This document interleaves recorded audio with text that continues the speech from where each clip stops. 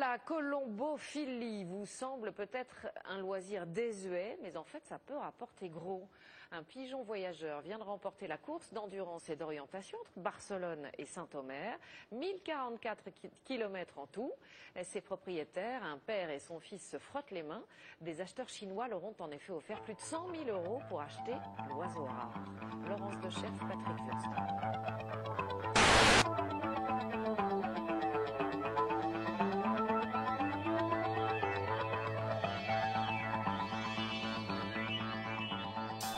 Salut à toutes et à tous, et bienvenue pour ce numéro 8 des infos dont on parle peu.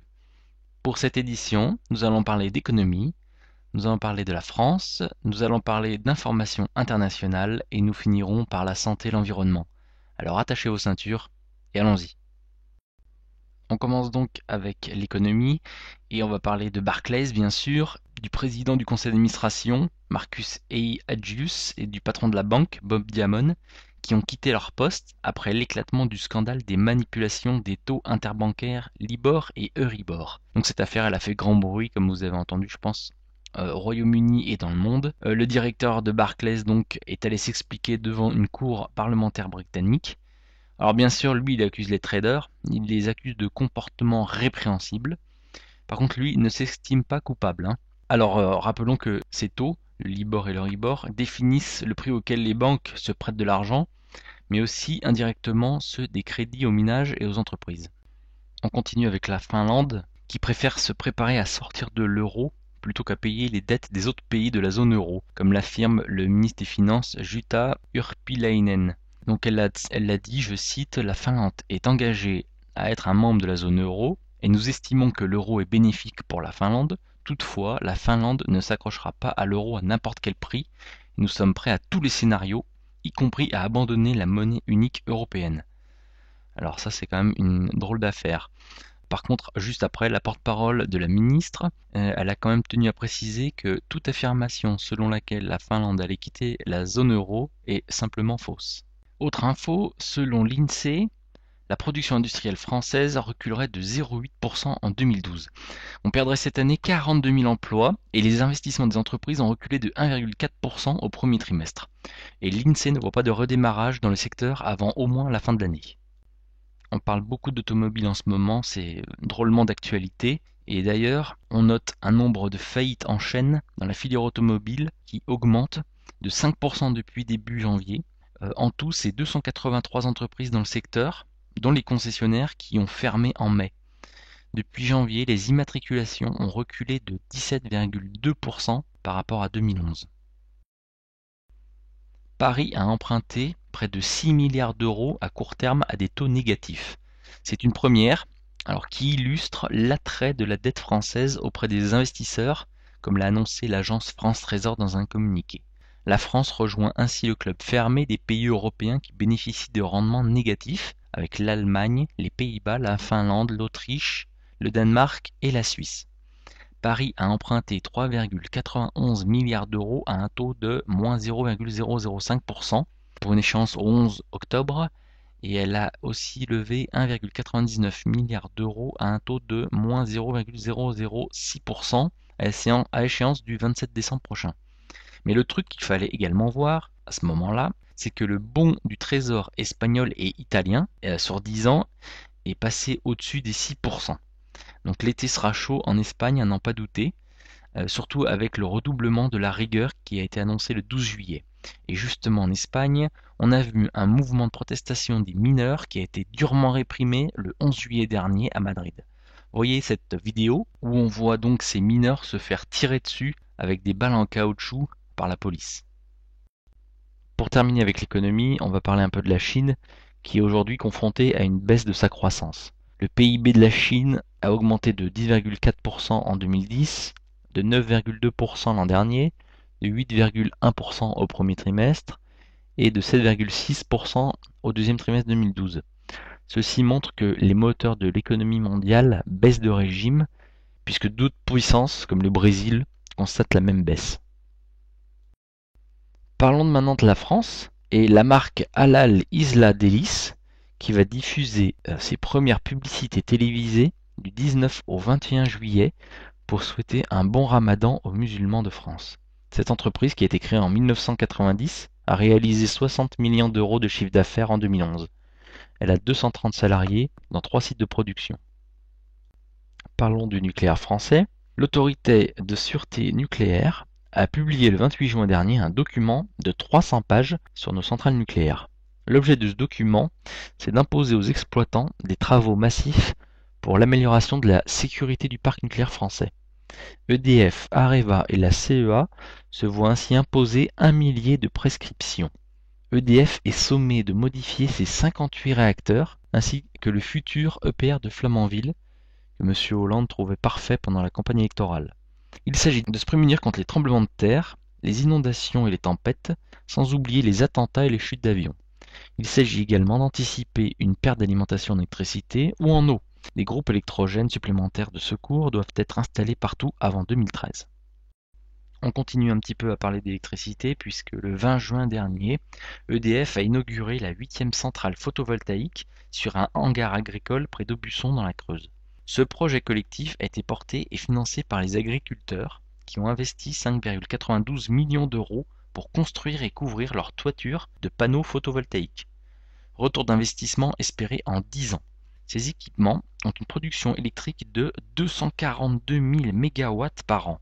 Voilà qui va faire légèrement monter le ratio d'électricité produite par le photovoltaïque qui, rappelons-le, représente 0,3% de la production électrique en France.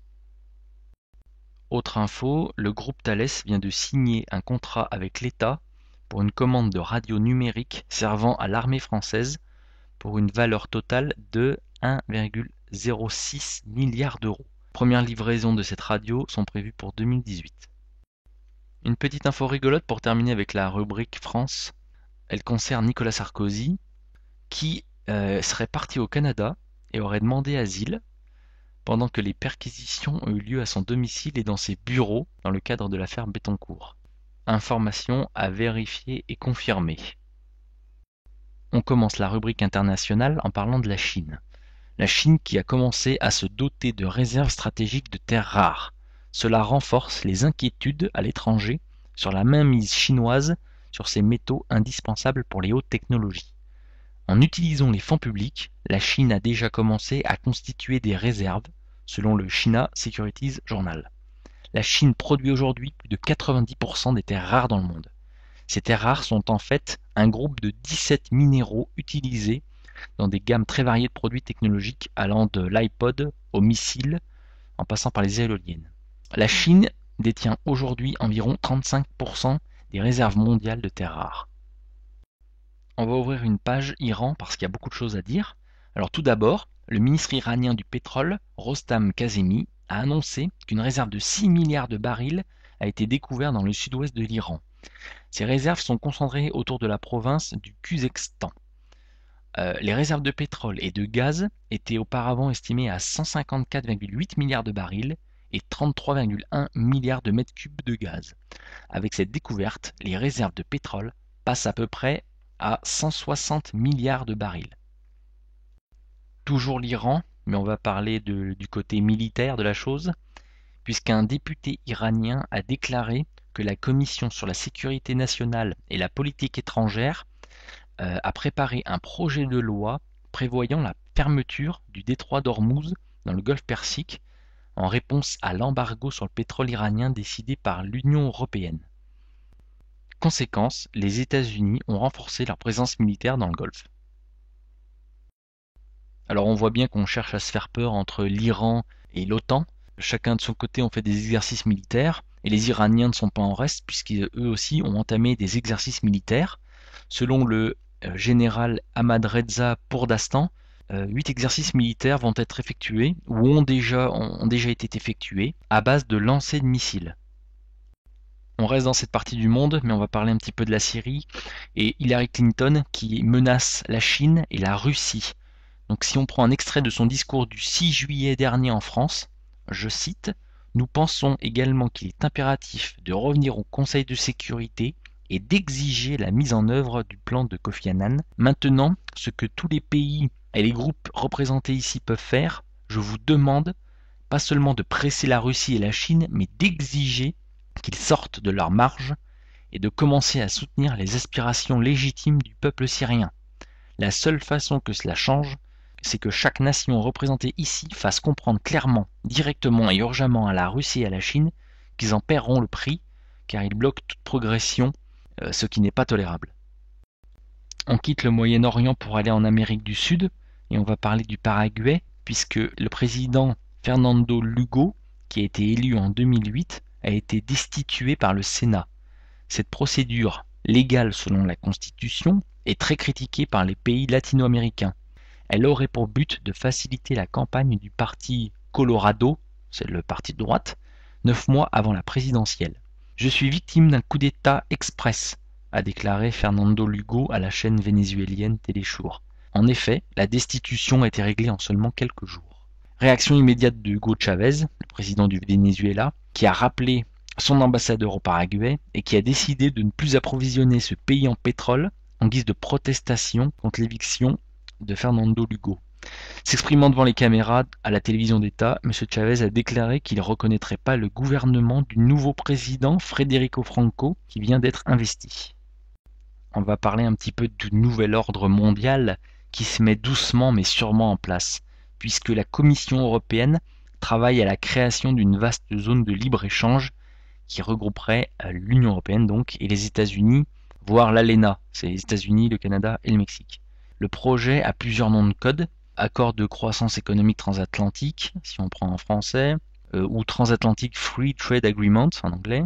En tout cas, l'objectif est le même, lever l'ensemble des dispositifs protectionnistes, les barrières douanières, les quotas, les restrictions d'accès au marché public, les droits de propriété, les indications géographiques, etc., qui entravent les relations économiques entre les deux blocs occidentaux. À Bruxelles, le dossier a été pris en main par le commissaire européen, le belge Karel de Gucht, nommé en 2009. Depuis plusieurs mois, il parsème ses discours de référence à ce qui est devenu le grand projet de son mandat. Ainsi, le 30 mai dernier, il a déclaré « Je crois que l'Europe et les États-Unis doivent rebâtir leurs relations économiques par une initiative commerciale bilatérale globale. Il doit d'abord aborder toutes les questions pertinentes, en particulier les points suivants, la suppression de tous les droits de douane, la libéralisation des services et des accès au marché public. Super. Le marché transatlantique doit être effectif mi-2014. Les États-Unis mènent la même politique de l'autre côté du globe, puisque le 10 juillet, un accord était en bonne voie pour aboutir avant la fin de l'année à la création d'une zone de libre-échange transpacifique. Autrement dit, lorsque tous les accords seront signés, rien n'empêchera un Coréen ou un Vietnamien de venir s'installer en Europe, ou un Français d'aller au Mexique ou au Japon par exemple. Donc le vœu de Jacques Attali de voir les États ressembler à des hôtels va semble-t-il se réaliser. On passe à la Russie maintenant, et la Douma, qui est la chambre basse du Parlement russe, a ratifié le 10 juillet dernier un protocole d'adhésion de la Russie à l'OMC. L'OMC, c'est l'Organisation mondiale du commerce. C'est une étape historique qui conclut 18 années de négociations tortueuses.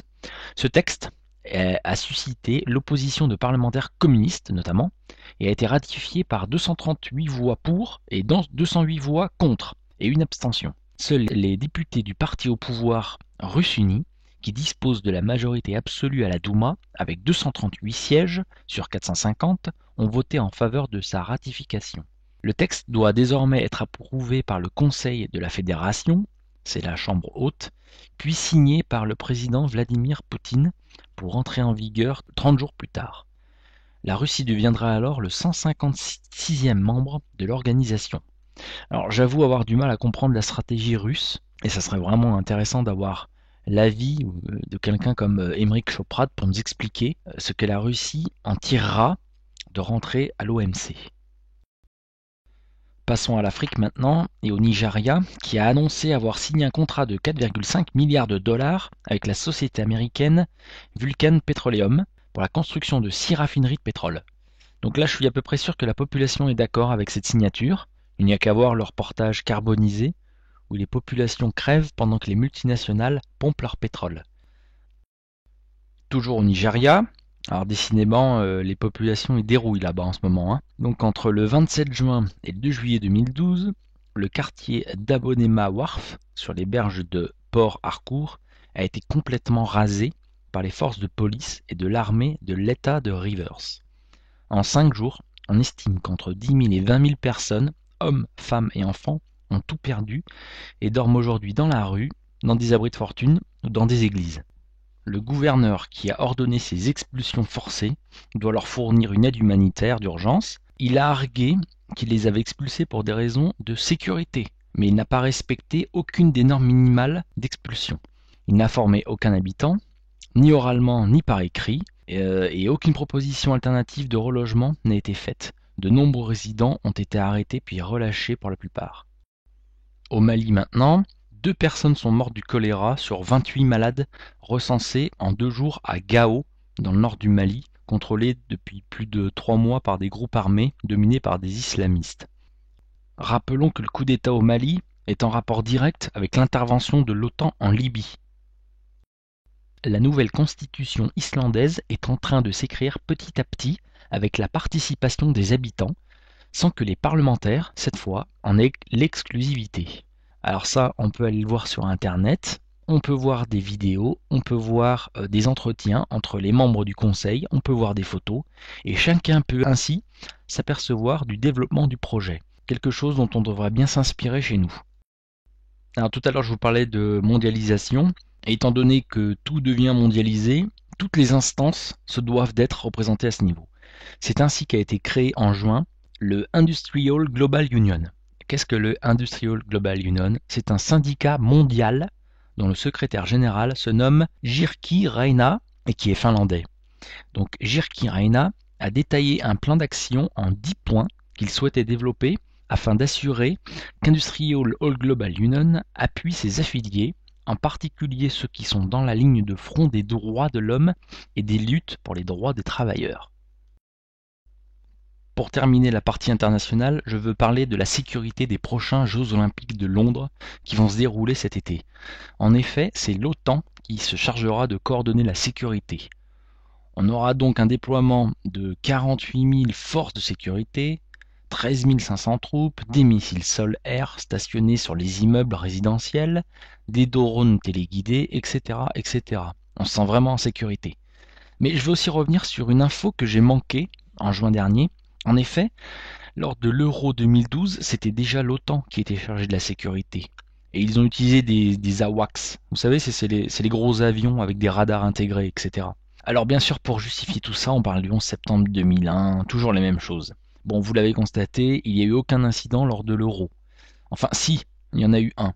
On a vu un braquage en plein jour, puisqu'on a vu 23 types, habillés en bleu, qui se sont barrés avec 100 000 euros chacun. Et personne ne les a arrêtés. Santé et environnement maintenant, et parlons du bisphénol A, BPA, dont les effets sont transgénérationnels. C'est ce que révèle une étude sur le point de paraître dans les prochaines éditions de la revue Endocrinology. En gros, ça signifie que les troubles de comportement induits par ce contaminant peuvent se transmettre de génération en génération. C'est ce qu'on peut lire dans le communiqué de presse. Donc selon Michel Rivasi, qui est députée européenne Europe Écologie Les Verts, l'heure est grave. Elle explique, je cite, le bisphénol A est un perturbateur endocrinien qui participe au développement des maladies chroniques, obésité, diabète, maladies cardiovasculaires, cancer. Il peut également provoquer une puberté précoce et des troubles de la reproduction. C'est un danger qui nous guette tous et de façon très inquiétante. La France a interdit l'utilisation du bisphénol A dans la fabrication des biberons le 23 juin 2010 et l'Union européenne l'a suivi peu de temps après. Mais il est aujourd'hui urgent d'élargir cette interdiction à tous les contenants, pas au seul biberon, en France et dans l'Europe tout entière. L'agence européenne EFSA, pas encore convaincue des dangers du BPA, doit avancer sur le sujet. 2 associations tirent la sonnette d'alarme à propos de l'eau. Selon la Fondation France Liberté et le magazine 60 millions de consommateurs, nous ne connaissons pas vraiment la qualité de l'eau dans nos robinets. Le problème se situe surtout dans les petites communes. C'est la raison pour laquelle les 2 associations demandent aux consommateurs de témoigner sur la qualité de l'eau et sur la façon dont ils sont informés. Le consommateur devient ainsi un lanceur d'alerte. Avec cette enquête, les consommateurs permettront d'établir une carte des dérogations, trop souvent accordées alors que les taux de nitrates ou de pesticides sont dépassés. Les résultats seront accessibles sur prixdel'eau.fr et leur synthèse sera présentée le 22 mars 2013 à l'occasion de la Journée mondiale de l'eau. La fondation Bill et Melinda Gates ont annoncé vouloir vacciner en masse contre la polio en Inde. Le nom de leur programme, c'est The Last Mile Eradicating Polio in India, qu'on pourrait traduire par la dernière ligne droite, éradiquer la polio en Inde. Après avoir touché, il y a plusieurs dizaines d'années, des milliers de cas de polio, l'Inde a vu de nouveaux cas réapparaître. On compte 42 cas en 2010. Mais il apparaît que les vaccins utilisés pour éradiquer cette maladie aient déclenché des effets secondaires. En effet, on a dénombré 47 000 cas de paralysie. Les symptômes de ces paralysies étant pratiquement les mêmes que les symptômes de la polio. On continue avec les vaccins. Selon 2 chercheurs de Merck qui ont déposé plainte en 2010 en vertu du False Claim Act, loi sur les fausses déclarations, le fabricant de vaccins Merck a sciemment falsifié les données de ses essais sur le vaccin des oreillons, trafiqué les échantillons sanguins avec des anticorps d'origine animale, vendu un vaccin qui, en réalité, favorise les épidémies d'oreillons et de rougeole et a arnaqué les gouvernements et les consommateurs qui achètent le vaccin en pensant qu'il est efficace à 95%. Des chercheurs sur la fécondité venant de l'Institut de médecine reproductive et scientifique de Saint-Barnabas aux États-Unis ont créé 30 bébés en bonne santé qui ont été génétiquement modifiés. Cela a été confirmé sur 2 enfants qui ont l'ADN de 3 parents. Et enfin, pour terminer avec cette vidéo, je veux parler des aliments et des pesticides. La PAN Europe, PAN c'est Pesticide Action Network, a rendu un rapport où cette ONG a cherché 43 pesticides identifiés comme perturbateurs endocriniens, ceci en se basant sur des données de l'Agence suédoise des produits chimiques et sur l'Agence européenne de la sécurité des aliments, l'EFSA. L'ONG a cherché leur présence dans 27 fruits et légumes. Sur ces 43 pesticides recherchés, 30 ont été retrouvés. Quand on sait que 50% de notre alimentation est contaminée par un pesticide et que 25% contient des traces de plusieurs pesticides perturbateurs endocriniens, je vous laisse lire ce rapport par vous-même et prendre vos précautions. Voilà, c'est tout pour aujourd'hui. Je vous informe que cette rubrique va faire une pause au mois d'août. Besoin de recharger les accus. Mais je vais quand même rester vigilant, surtout sur le plan économique, car il se passe toujours plein de choses au mois d'août. Je vais également en profiter pour faire quelques modifications sur le site internet info-libre.fr. Donc n'hésitez pas à venir y faire un petit tour de temps en temps. Je vais préparer aussi pas mal de trucs pour la rentrée. Je vous remercie tous et toutes pour votre attention. Je remercie aussi ceux qui m'envoient des informations maintenant, même si j'ai pas la possibilité de tout voir et de tout traiter, et j'en suis désolé. En attendant, passez de bonnes vacances, mais restez informés surtout. Et rendez-vous le 1er septembre prochain. À bientôt.